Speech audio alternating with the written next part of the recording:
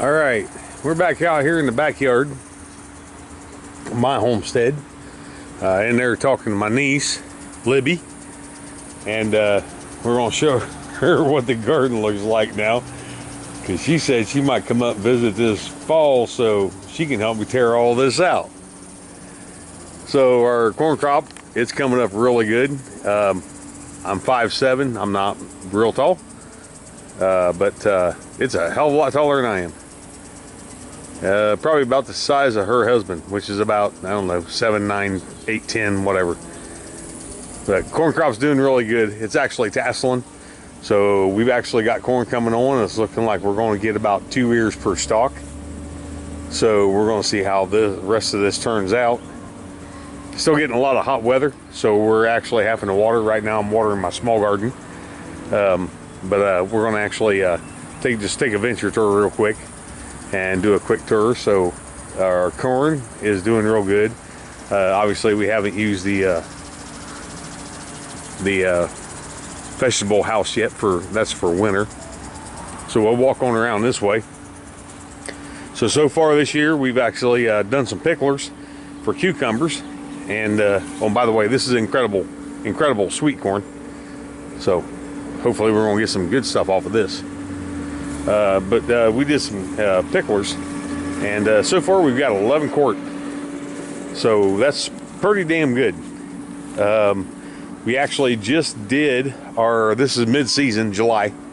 So we just did our mid-season plant. I planted 2 more areas of cucumbers.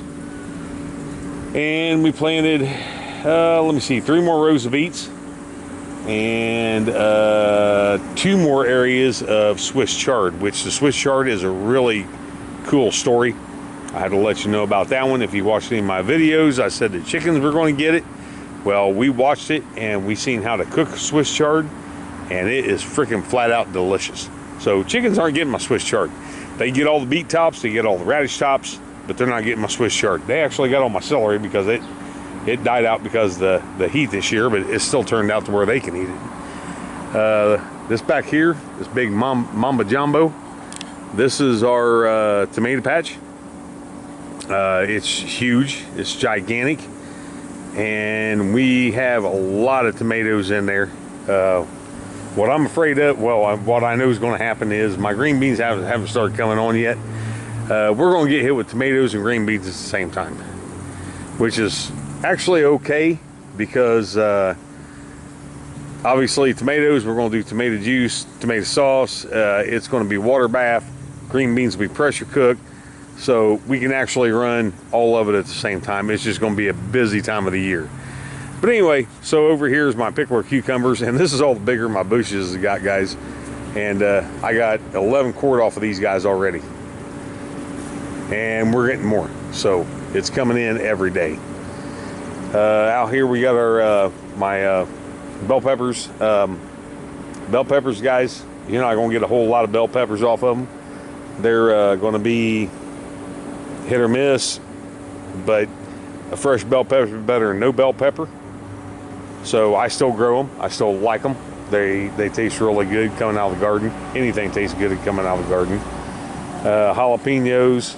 My wife, she's got a lot of jalapenos out of these already, and a lot more coming. Got to do another picking this weekend, and we'll probably do a picking every weekend. And she's doing all different kinds. She's canning all different kinds of jalapenos. I don't really eat them. They give me heartburn, but oh well, it'll work. So let me take you inside the garden. Get this fence out of the way here. And I dropped one of my zip ties for a clip. I better pick it up. All right, so anyway, we got the jalapenos here. Over here I got more green peppers. Guys, you're only going to get a couple green peppers off a plant a year, or at least that's all I get. 1, maybe 2. If you get lucky, you're going to get 3 off of one plant. They're not really worth it. There are better pepper plants to do for sweet peppers. I think I'm going to do that next year. Bell peppers, I'm just not getting the production I want out of something, because I want production to eat. These jalapeno plants are the ones that we started. They took off, they grew massively, but they're not producing that much for some reason. And these are the ones, that's the ones we started by seeds. These right here are the ones we bought. These are the ones that are actually producing. She's getting a lot of jalapenos off of these. So we're just going to keep going with it, and we're going to see what happens. We'll walk through here. I got some onion. I got onion everywhere. Got a couple cabbages sitting down here. Right here is where I planted the new cucumbers. Or actually, Cindy planted them. I just put the stakes in. She planted the cucumbers. And then back behind that, we've got beets. So these cucumbers will be coming up. That'll be a late year cucumber, which would be good. And then the beets, those will be coming up. And those will be picked earlier than the other ones in the other garden that I'll be showing you. Over here, I got my peas and stuff. Guys, peas really didn't do that good for me this year. I did get some. Some peas are better than none. I love peas. I've still got some coming on, so I've still got some picking to do. But I think the hot weather just scorched them. I got to get these guys out earlier because they're a cool weather crop. My green beans, they're freaking running wild. I haven't got any production off of them yet, but I will. It's kind of like my tomatoes. We haven't got a lot of production off of them, but we have a lot of tomatoes. They just haven't turned and ripened. These are my small ones. These are my teardrop tomatoes. And then over here is our brandywines. Brandywines are coming on with a lot of tomatoes. They just haven't ripened yet. I think we're going to get hit by them and the green beans at the same time. So over here, this is our green beans, or I'm sorry, our peas. These are my peas. I am going to get some off of these. I'm probably going to have enough for about, a couple bowlfuls. That's probably about all I'm going to get this year. But, fresh peas are better than no peas at all. Anytime you can take anything fresh out of the garden, it's a hell of a lot better than buying it at Walmart. Over here, we've got our dill. Dill's doing really good. We've done a couple chops off of it this year.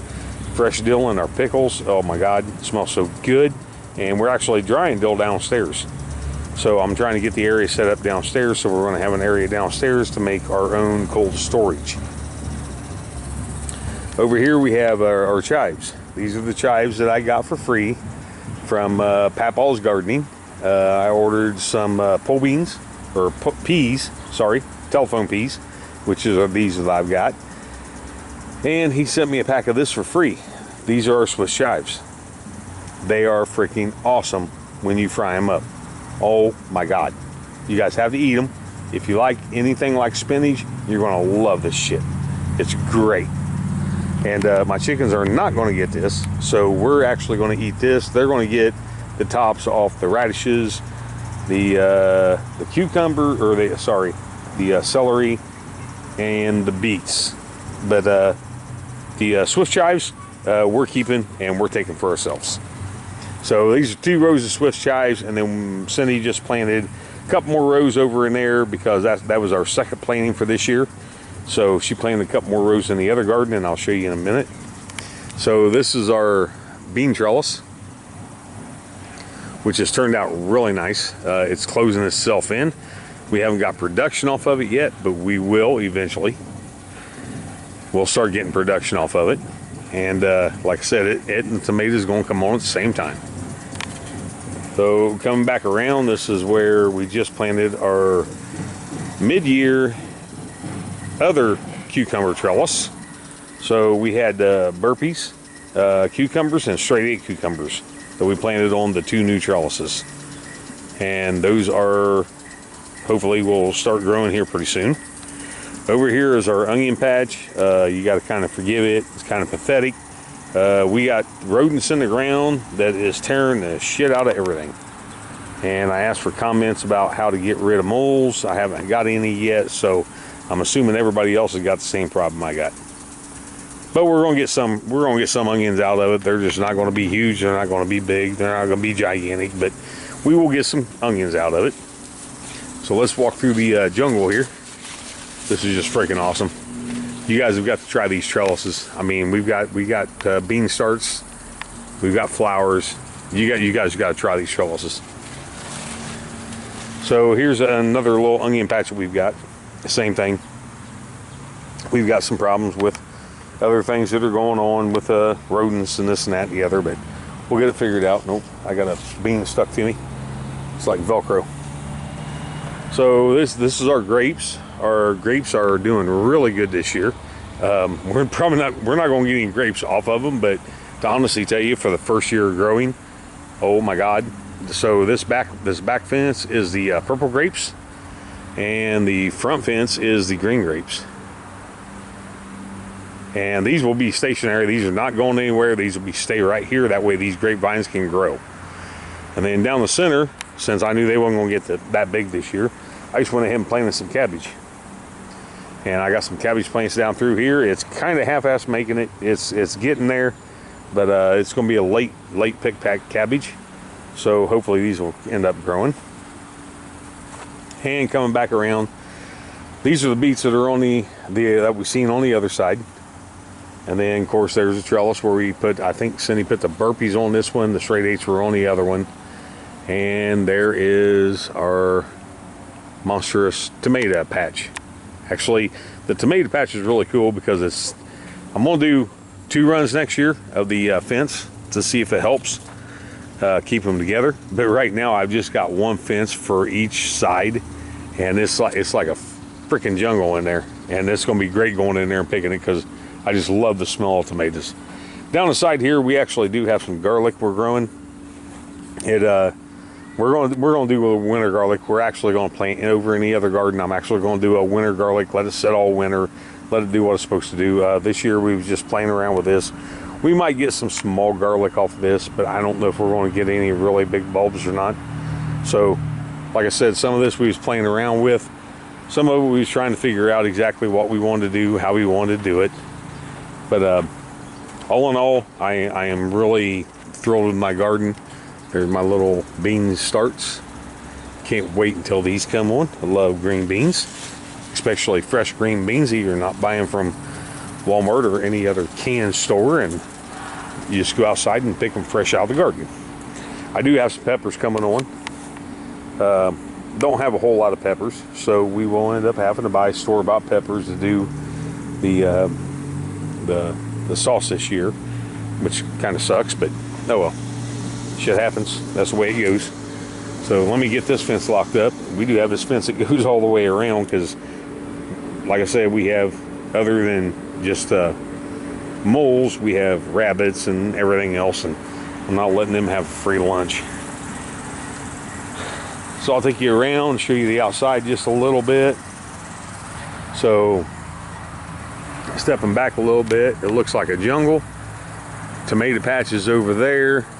Corn is over there right on the other side of the pool. And then we have our Greenbean Trellis. And next year I probably am not going to do any peas, because peas are just, it's one of them things that you got to plant a multiple of to get anything out of them. So I'm probably going to turn that 3rd trellis into a Greenbean Trellis, and we're just going to keep all green beans, which is fine. I don't mind. I guess I have to buy peas from the store. So now the government can actually conspirize and poison all the peas so I can eat them. Anyway, here's our 2 grapevines. So as you can see, we have the purple on the back, the green in the front, and tell you what, boy, we struggled with these. A couple of them, we didn't think they was going to make it, and we just let them keep going, let them keep growing, and by God, they took right off. Now I do have some blueberries over here at the side, which you can't really see that good, and some raspberries over at the other side, and we're going to let them grow and get a hell of a lot bigger. So coming over here to our other garden, and this one right here I'm going to expand this year. I'm watering this one, so I don't want to get too close to get my camera wet. But as you can see, we do have we have watermelons. I have 2 areas of watermelons that are growing. 1 area of muskmelon. I got 2 rows of beets, a row of carrots, and then there's 3 more rows of beets that'll be growing in there. This is our 3rd planting. And then a row of carrots. And then on the other side, we actually have Swiss chives that Cindy just planted today, which are not growing up yet, obviously. Got a couple heads of cabbage that we got planted.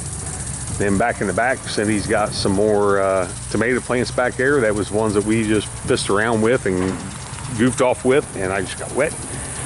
goofed off with, and she put these little sticks up around them just to grow them, and that's perfectly fine. At least we didn't just get rid of them.